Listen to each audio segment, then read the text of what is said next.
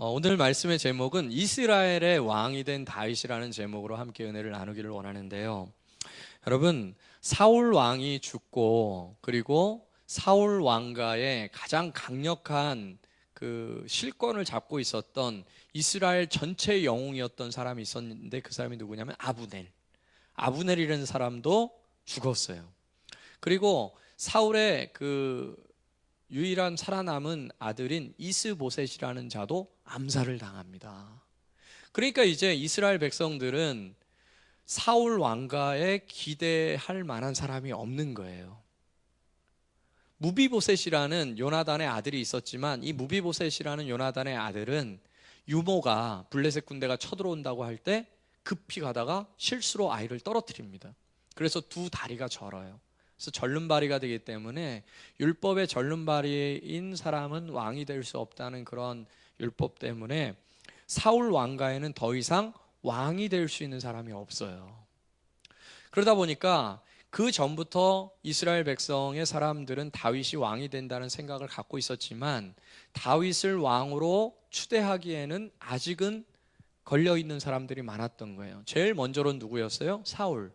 사울이 걸려 있었던 것이고, 사울이 전쟁터에서 전사했지만 누가 걸려 있었습니까?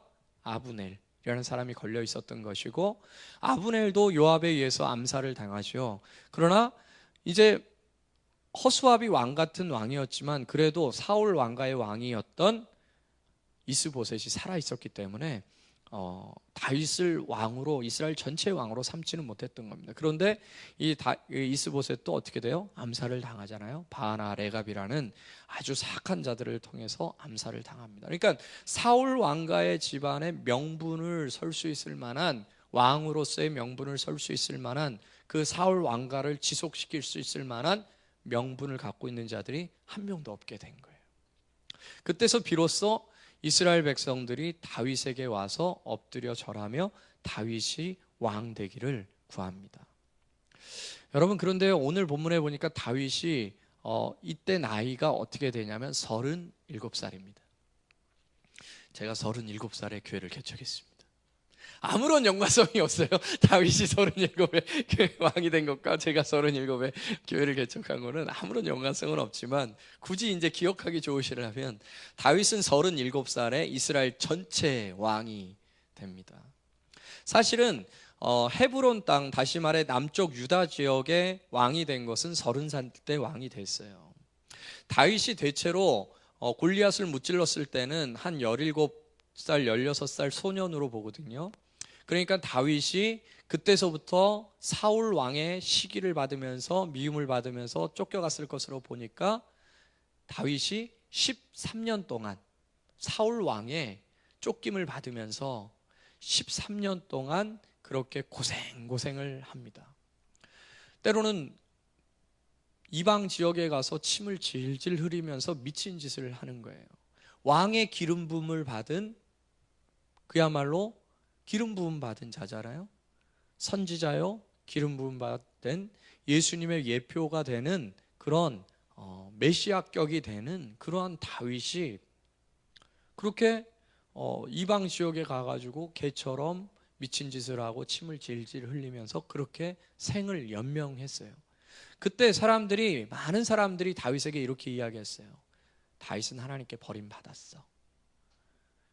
네가 만약에 하나님과 함께 있다면 어떻게 그런 삶을 살 수가 있어? 어떻게 그렇게 될 수가 있어? 라고 한 세월이 자그만치 13년, 더 그 이스라엘 전체 왕이 될 때까지 합치면 20년 동안 그렇게 다윗은 손가락질을 당합니다.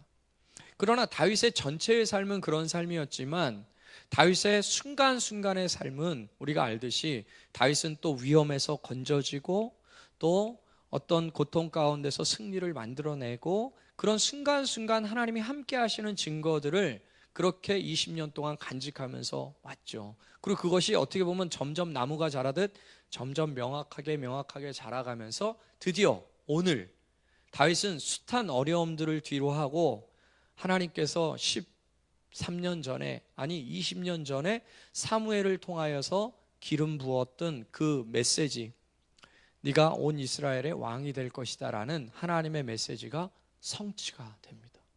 20년 만에. 그러니까 하나님의 말씀은 반드시 성취된다는 사실을 믿습니까? 하나님의 말씀은 그 과정 속에서는 성취가 되지 않는 것처럼 보일지라도요, 여러분 하나님 말씀을 믿으세요. 하나님 말씀은 반드시 이루어집니다. 하나님이 내 마음 가운데 큰 확신으로 주셨던 그 말씀이 있다면 여러분 붙드시기를 바랍니다. 반드시 때가 되면 이루어집니다. 할렐루야. 하나님께서 예수 그리스도를 통해서 이미 말씀해 주신 그 말씀, 그 수없이 많은 약속의 말씀은 반드시 이루어진다는 거예요. 이 세상은 그 말씀과 전혀 상관없이 돌아가는 것처럼 보이고 그 말씀과는 상관없는 인생을 내가 살아가는 것처럼 보일지라도 하나님의 말씀은 살아있어요. 하나님의 말씀은 살아서 역사하셔서 반드시 그 일들을 이루어 가신다는 거예요. 여러분, 그 고고학자들이 그 고대 문명을 이제 발굴하다가 정확한 연도는 모르겠는데 1930 몇 년도인가요? 그때 이제 고고학자들이 책을 이렇게 털다가 씨앗을 하나 발견했다는 거예요. 근데 그 씨앗을 한번 연도를 추정해 보니까 한 2000년 전의 씨앗이었다는 거예요. 그래서 재미로 그 씨앗을 심어봤다는 겁니다. 났을까요? 안 났을까요? 싹이. 났을까요? 안 났을까요? 예? 2000년 전의 이 씨앗의 싹이. 예? 났죠? 안 났으면 제가 얘기를 하겠어요. 너무나 쉬운 질문이에요. 제가 항상 하는 질문은. 너무나 쉬운 질문. 났어요. 하나님의 말씀은 그 씨앗보다도 더 확실한 거예요. 그 씨앗은 때로는 말라 비틀어서 나지 않을 수도 있는 씨앗일지 모르겠지만 하나님의 말씀은 반드시 살아서 역사하셔서 우리에게 하신 약속의 말씀은 이루어진다. 할렐루야. 내가 너와 항상 함께하리라 약속하셨다면 그 약속의 말씀은 우리가 지금 동행하고 있는 것입니다. 그것이 아직 우리의 인생 가운데 싹스로 드러나지 않는 영역이 혹시 있다 할지라도 여러분 믿음을 잃지 마시고 끝까지 붙들고 하나님 신뢰하며 나아갈 수 있는 저와 여러분 되길 바랍니다. 그것이 바로 오늘 본문에 나타난 그 다윗의 왕의 즉위식 때 하나님의 말씀이 실현되는 것을 보게 되죠. 우리 5장요 2절 같이 한번 읽어볼게요. 5장 2절 시작. 전에 곧 사울이 우리 왕이 되었을 때에도 이스라엘을 거느려 출입하게 하신 분은 왕이시었고 여호와께서도 왕에게 말씀하시기를 내가 내 백성 이스라엘의 목자가 되며 내가 이스라엘의 주권자가 되리라 하셨느니라 하니라. 그러니까 하나님께서 약속하신 그 말씀을 이들도 아마 의심했을 거예요. 이스라엘 백성들도 20년 동안 다윗이 왕되지 못하는 것을 보면서 안 되나 보다라고 생각했을 수도 있습니다. 그렇지만 하나님의 약속의 말씀은 불신을 가졌던 이들의 입술을 통해서 드디어 증거되게 되는 거예요. 오늘 분명히 하나님께서 당신에게 약속하셨던 그 약속이 실현되는 날입니다. 하나님의 약속의 말씀이 실현되는 날이 여러분에게 임할 수 있기를 주님의 이름으로 축복합니다. 그렇게 다윗은 감격스럽게 모든 사람들이 인정하는 하나님의 약속의 말씀이 실현되는 그 과정 속에서 왕이 되는데요. 이 왕이 되는 과정을 역대상에는 좀 더 드라마틱하게 기록되어져 있어요. 우리 역대상 12장 한번 찾아볼게요. 역대상 12장.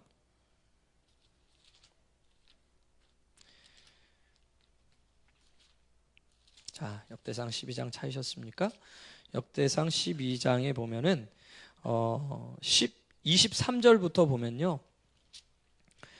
거기서 보면 이제 싸움을 준비한 군대 지휘관들이 헤브론에 이르러, 헤브론에 지금 이르는 겁니다. 군대들이 다윗에게 나와서 여호와의 말씀대로 사울의 나라를 그에게 돌리고자 하였으니 그 수요가 이러하였다. 그러면서 유다 자손 중에 6,800명, 시므온 자손 중에 7,000명, 레위 자손 중에 4,600명, 아론의 집 우두머리 여호와다와 그와 함께한 자가 3,700명, 또 젊은 용사 사독과 그의 가문의 지휘관이 22명, 베냐민 자손이 3,000명, 에브라임 자손이 28,000명, 므낫세 반지파에서 18,000명, 이사갈 자손 중에서 우두머리가 200명, 스불론 중에서 5만 명, 납달리 중에서 몇만 명이요? 37,000명, 단 자손 중에 28,600명, 아셀 자손 중에서 4만 명. 요단 저편 르우벤, 저쪽 요단 동쪽에 있는 사람들도 옵니다. 르우벤 자손, 갓 자손, 므낫세 사람들도 12만 명. 어마어마한 군대가 지금 헤브론 땅으로 몰려오는 거예요.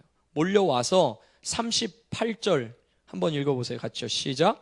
이 모든 군사가 전열을 갖추고 다 성심으로 헤브론에 이르러 다윗을 온 이스라엘 왕으로 삼고자 하고 또 이스라엘의 남은 자도 다 한 마음으로 다윗을 왕으로 삼고자 하여 무리가 거기서 다윗과 함께 사흘을 지내며 먹고 마셨으니 이는 그들의 형제가 이미 식물을 준비하였음이며 또 그들의 근처에 있는 자로부터 이사갈과 스불론과 납달리까지도 나귀와 낙타와 노새와 소에다 음식을 많이 실어왔으니 곧 밀가루 과자와 무화과 과자와 건포도와 포도주와 기름이요 소와 양도 많이 가져왔으니 이는 이스라엘 가운데에 기쁨이 있음이었더라. 할렐루야.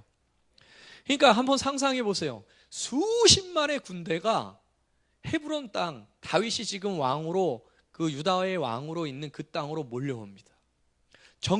원근 각지에서, 전 지역에서, 심지어 요단 동편에 있었던 그 르우벤 지파, 갓 지파까지도 다 와서 그들이 12만 명이 옵니다. 수십만 명이 이 다윗에게 몰려와서 성심을 다해 군렬을 갖추고 딱딱 여러분 9시 뉴스에 가끔 북한 나오잖아요. 딱 사열하는 거 보면 딱딱 바둑판 지나가잖아요. 바둑판 딱딱 군렬을 갖추면서 성심을 다해서 그들이 어떻게 사열을 했는지 모르지만 다윗 왕을 딱 앞으로 세워놓고 지나가면서 여러분 이렇게 막 이렇게 걷다가 사열을 한다 그러는 건데요. 그때 이제 딱 뭐 사단장이나 대통령이 딱 있으면 갔다가 충성 이렇게 대역하는 말 맞죠? 오른쪽으로 싹 돌리면서 이제 충성한단 말이에요. 그거 한번 상상을 해보세요. 그 수십만 명의 사람들이 다윗을 딱 세워놓고 성심을 다해 사열을 하고 있는 겁니다. 군렬을 짜서. 그러면서 당신이 진짜 우리의 왕입니다. 하나님도 그렇게 말씀하셨습니다. 이제서야 당신이 사울 왕에게 쫓기면서까지 그렇게 고통스러운 가운데 있었지만 당신을 왕으로 세우신 하나님을 찬양합니다. 우리의 왕이 되어주십시오. 우리의 왕이 되어주십시오. 그렇게 다윗에게 엎드리는 날이 온 거예요. 다윗은 왕이 되는 과정 속에서 변함없이 지켰던 철칙이 하나 있습니다. 이것이 다윗이 참 너무 멋있게 보이는 이유 중에 하나예요. 다윗은 왕이 되면서 일관되게 갖고 있었던 철칙 하나가 있었는데 그것은 뭐냐면 자기가 왕 되려고 노력하지 않았어요. 이게 멋진 겁니다. 다윗은 왕이 될 만한 기회를 여러 번 갖고 있었어요. 그죠? 사울을 죽일 수 있었던 기회도 2번이나 있었고 그것도 하나님이 허락하신 결정적인 기회였어요. 그리고 아브넬도 무찌를 수 있었고 그리고 아브넬이 죽었을 때 쳐들어갈 수 있었어요. 이스보셋을 죽였다라고 얘기하는 2 사람을 마음속에서 기뻐하면서 그들의 전령을 가지고 북쪽 이스라엘로 쳐들어갈 수 있었어요. 그런데 다윗은 헤브론에서 유다의 왕이 된 7년 6개월 동안도 단 한 번도 자기 스스로 전 이스라엘의 왕이 되려고 노력한 적이 없어요. 그게 다윗이 일관되게 기름 부음 받고 난 후에 철칙처럼 지켰던 하나의 모습이에요. 그는 철저하게 어떻게 보면 왕이 되고 싶은 마음이 전혀 없었던 사람처럼 자기는 어떻게 보면 왕에 대한 욕심은 하나도 없었던 그런 사람처럼 자기가 왕이 되려고 억지로 노력한 적이 한 번도 없었다는 거예요. 그런데 보세요. 하나님께서 그를 왕으로 세우시니까 수십만 명의 군대가 다윗이 군대를 이끌고 예루살렘으로 쳐들어간 게 아니고 원근 각지의 이스라엘 전 연역에서 수십만 대의 군대와 만 명의 군대와 제사장들과 장로들과 백성의 지도자들이 다 다윗 앞에 가서 사열을 하면서 당신이 우리의 왕이 되어 주십시오 라고 얘기를 한다는 거예요. 멋지지 않아요? 우리도 다윗같이 삽시다. 할렐루야. 하나님께서 정말 멋있는 것 같아요. 다윗은 어떻게 보면 주변의 모든 사람들이 다윗을 핍박하고 다윗을 죽이려고 하고 다윗과 등을 돌리려 했어요. 왜요? 모든 사람들은 대부분 권력에 같이 권력의 힘에 그렇게 묻혀서 살거든요. 지금 나온 많은 사람들도 속으로는 다윗이 왕 됐으면 좋겠다는 마음이 있긴 있었어도 다윗을 왕으로 삼지를 못했어요. 왜냐하면 힘이 있고 권력이 있는 자 앞에 눌려 있었기 때문에 그래요. 다윗이 어떻게 보면 그 힘 있는 권력 있는 그런 사울이나 아브넬 같은 자를 쳐부셔서 들어가면 왕은 쉽게 됐을 것입니다. 그리고 빨리 왕이 됐을 수도 있어요. 그렇지만 다윗은 일관되게 변함없이, 우리가 지금 계속해서 살펴보지만 단 한 번도 자기가 왕이 되기 위해서 부단히 애쓰고 노력한 적이 없어요. 왕으로서의 자질은 갖고 있었지만 그는 정말 왕으로서의 귀한 성품, 다시 말해 양을 위해서 생명을 바치듯 자신의 군사를 위해서 생명을 바치는 그런 마음은 있었지만 스스로 왕이 되려고 하는 마음은 없었다는 거예요. 그래서 오늘의 장면이 더 멋있게 보이는 겁니다. 그는 왕이 되려고 하는 그런 욕심도 없었고 그렇게 노력하지 않았음에도 불구하고 전 이스라엘 백성들이 군대를 이끌고 그 앞에 충성을 맹세하는 겁니다. 어떻게 충성을 맹세했겠어요? 무릎을 팍 그러면서, 그죠? 제가 무릎을 꿇어봐야 될까요? 여기서 이렇게 다 왕이시여, 다 얼마나 멋있어요. 왕이 그 상황에서 이제야 이것들이 나에게 무릎을 꿇는 거, 이렇게 하지는 않았겠죠. 그는 하나님을 찬양했을 것입니다. 하나님의 뜻이라면, 하나님이 기뻐하시는 일이라면 부족하지만 제가 여러분을 섬기겠습니다.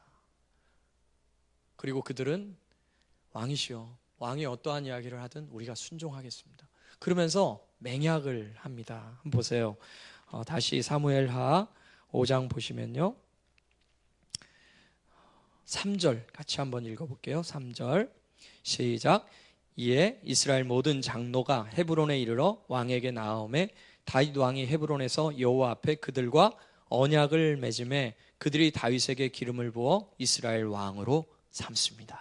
어떤 언약을 했겠어요? 상상할 수 있죠.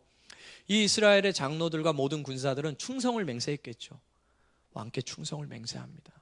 그리고 이 왕도, 다윗 왕도 뭐라고 그랬겠어요? 내가 목숨을 다해 여러분을 보호하겠습니다. 정말 진실된 왕으로서 여러분을 섬기겠습니다. 그렇게 서로 맹약을 하면서 왕과 백성의 관계를 맺습니다. 우리 하나님께서도요, 다윗을 비교할 수 있겠어요? 우리 하나님은 우리와 백성과 왕으로서의 관계를 갖기를 원하셔요. 나는 너희의 하나님이 되고 너희는 나의 백성이 되어라. 나는 신실하고 진실되게 너희를 보호할 것이다. 우리가 처음 시내산에서 하나님과 계약하는 이스라엘 백성과 하나님의 그 모습을 보면요, 바로 이러한 모습입니다. 시내산에서 모세를 중심으로 한 이스라엘 백성들이 하나님 앞에 무릎 꿇고 구름이 빽빽히 쌓인 그 하나님의 임재가 가득한 곳에서 이스라엘 백성들이 헌신하죠. 오직 하나님만을 섬기겠습니다. 그리고 하나님 그들에게 축복을 내주십니다. 나도 최선을 다해서 너희를 보호하고 인도할 것이다. 그 하나님이 저와 여러분과 함께 하십니다. 할렐루야. 그렇게 멋지게 이러한 왕의 그야말로 즉위식이 벌어졌던 것이죠. 그리고요, 이 첫 번째로 다윗이 한 일이 있습니다. 그것이 뭐냐면, 다윗은 헤브론은 약간 남쪽이거든요, 유다. 북쪽에 있었던, 경계 쪽에 있었던 예루살렘이라는 곳을 쳐들어갑니다. 그곳엔 누가 있었냐면 여부스라는 족속이 있었어요. 이스라엘 지역 안에 다른 족속이 살고 있는 겁니다. 그들을 쫓아내기 위해서 다윗이 처음 왕이 되었고 난 다음에 처음 행했던 것이 그 여부스족이 점령하고 있는 예루살렘을 탈환하는 거예요. 그 땅은 원래 가나안을 정복했던 여호수아가 베냐민 지파에게 준 땅이거든요. 그리고 유다 족속이 도와서 그 예루살렘 땅을 원래 가졌었거든요. 근데 여부스 족속이라는 이 족속들이 이 예루살렘 성이 아주 천혜의 요새란 말이에요. 높은 구릉지 같은 데 있어서 쳐들어가려면 굉장히 어려운 지역이에요. 그래서 그곳에서 성을 굳건히 세우고 이스라엘 백성이 그 땅을 점령하지 못하도록 여부스 족속이 막고 있었어요. 그때 다윗이 이 여부스 족속을 몰아내기 위해서 왕이 된 다음에 처음 합니다. 근데 이 여부스 족속이 뭐라고 얘기하는지 한번 보세요. 우리 6절 한번 볼게요. 6절 같이 읽겠습니다. 시작. 왕과 그의 부하들이 예루살렘으로 가서 그 땅 주민 여부스 사람을 치려하매 그 사람들이 다윗에게 이르되 내가 결코 이리로 들어오지 못하리라. 맹인과 다리 저는 자라도 너를 물리치리라 하니 그들 생각에는 다윗이 이리로 들어오지 못하리라 함이나. 7절 다윗이 시온 산성을 빼앗았으니 이는 다윗 성이더라. 이 여부수 족속이 자기의 그 성의 그 자연적인 그런 어떤 그 요새적인 그런 조건만을 보고 다윗이 쳐들어오지 못할 것이라고 얘기합니다. 그런데 8절에 보니까 다윗이 수로를 통해서 침략하라고 나오거든요. 그 물길을 통해서 이 다윗의 군대가 들어가 가지고요, 그 성을 빼앗습니다. 그리고 그 예루살렘 성을 뭐라고 명칭을 짓냐면 다윗 성이라고 져요. 그것이 바로 예루살렘입니다. 이스라엘의 수도. 그런데 이것이 왜 의미 있는 일이냐면요, 여러분, 사울 왕은 어느 족속의 자손이냐면 베냐민 족속의 자손이에요. 베냐민 족속은 어떻게 보면 다윗과 가장 원수된 집안이고 다윗을 핍박했던 그러한 족속이에요. 그리고 베냐민 족속은 다윗이 왕이 되는 것을 가장 싫어하는 족속이었습니다. 왜요? 여러 가지 불안한 겁니다. 보복을 당하지 않을까? 우리가 그토록 핍박했는데 우리를 무찌르지 않을까? 다윗이 제일 먼저 했던 것은 그들의 가시와 같았던 그들의 지역 가운데 어울리지 않는 그 여부수 족속을 제일 먼저 무찔러 주면서 심지어 도읍지를, 수도를 그 땅에 딱 심어 놓습니다. 그러면서 베냐민 지파를 높여주고 그 땅에 평화를 심어주죠. 우리 예수님께서도요, 우리가 예수님의 예수님의 손과 발에 못을 박았지만 우리를 사랑하시고 그분이 제일 먼저 우리를 자녀 삼으신 다음에 우리 왕이 되신 다음에 하시는 일이 뭐예요? 우리 안에 가시들, 우리 안에 상처들, 우리를 괴롭게 하던 모든 것들을 풀어주시는 것 아닙니까? 그와 마찬가지로 다윗도 예수님의 예표로 그런 일들을 이루어가고 있는 것을 봅니다.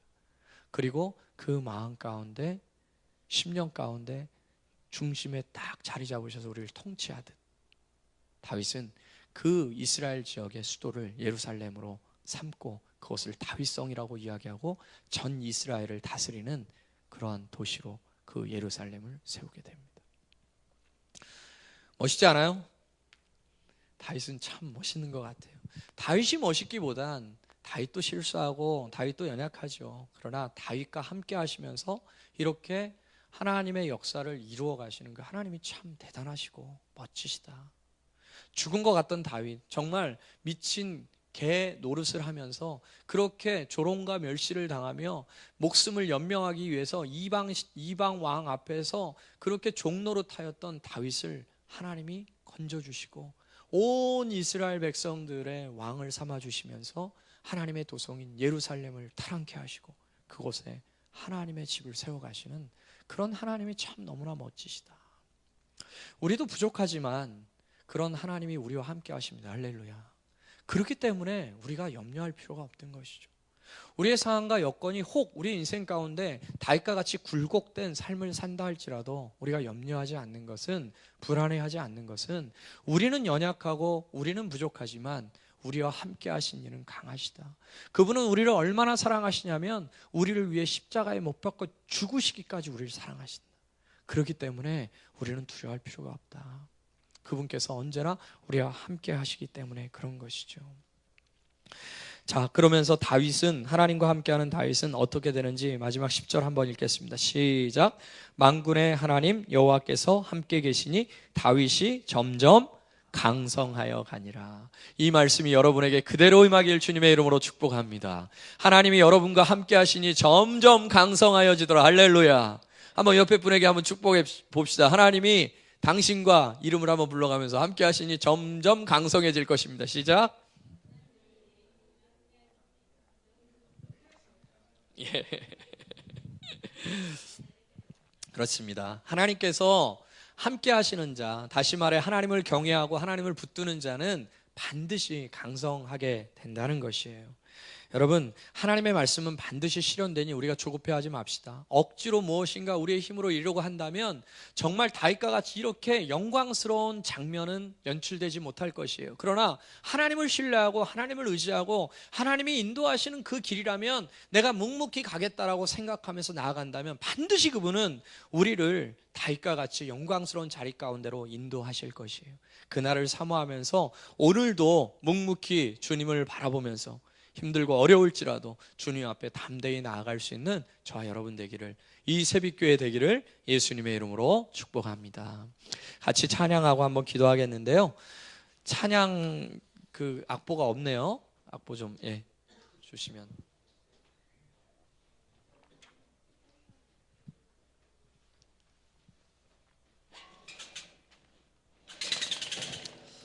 자, 우리 찬양하기 전에 제가 하나 알려드리면요. 우리가 이제 대체로 그 찬양하고 기도 시간을 보면은 제가 한 10시 10분에서 뭐 늦으면 한 15분 이렇게 되더라고요. 우리 한 30분 정도는 기도하고 갑시다. 이미 30분 정도 기도하고 가시는 분도 많이 계시고, 그래서 우리가 한번 기도하면서 막 교회도 세워가고요. 그렇게 한번 갔으면 좋겠어요. 그래서 최소 30분 정도는, 그러니까 정확히 시간을 알려드리면 10시 15분에 시작하면 10시 45분쯤에 이렇게 해서 여러분들이 먼저 미랄이 돼주세요. 그리고 또 새롭게 이제 오시는 분들이 함께 기도에 동참해서 우리 교회도 이렇게 막 기도의 불을 많이 세웠으면 좋겠어요. 여러분, 그렇게 주님 앞에 오늘 한번 기도하면서 나아갔으면 좋겠습니다. 우리 주님 보좌 앞에 나아가 이 찬양하면서 하나님께 한번 기도합시다.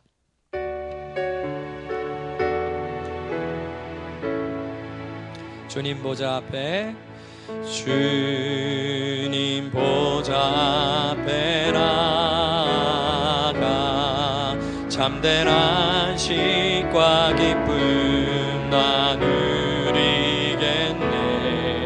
경배하며 주의 얼굴 구할 때 신실하신 주님 찬양. 신실하신 하나님, 신실하신 하나님, 신실하신 주, 나의 주 하나님은, 나의 주 하나님은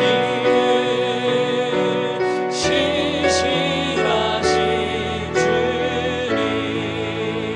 기도 들으시는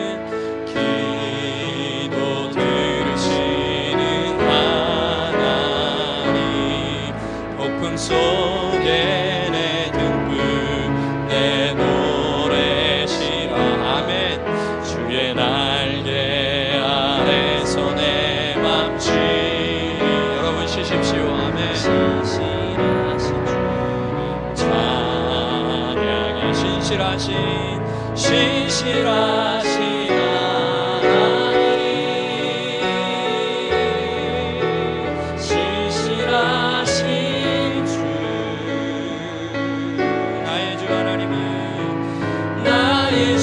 찬양해. 신실하신 평화 내려주신 하나님, 나로 고통받는 자를 위로하게 하소서. 평생의 주의 사랑을 전하리. 신실하신 주님 찬양해. 우리 주님 찬양합니다. 신실하신 하나님, 신실하신 주,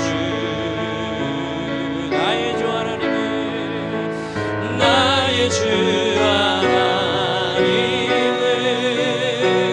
신실하신 주님.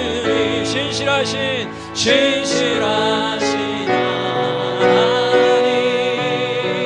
아버지, 신실하신 주,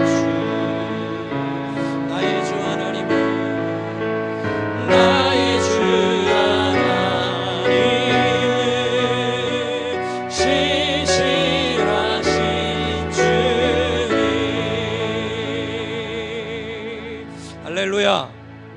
할렐루야.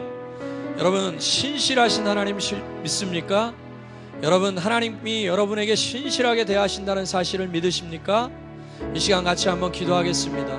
하나님, 내 삶 가운데 신실하게 역사하신 하나님, 다윗에게 신실하게 역사하셨던 그 하나님께서 내 인생 가운데도 함께 하실 줄로 믿습니다. 이 교회 가운데도 함께 하실 줄로 믿습니다. 오 성령의 역사에 오셔서 신실하신 하나님을 경험하고 날마다 체험하며 반드시 체험하는 우리의 인생 될 수 있도록, 이 교회 될 수 있도록 축복해 주옵소서. 교회와 우리 자신을 위해서 말씀 놓고 한번 기도하는 시간 갖겠습니다. 주님의 이름을 한번 부른 후에 같이 동성으로 기도하는 시간 갖겠습니다. 주여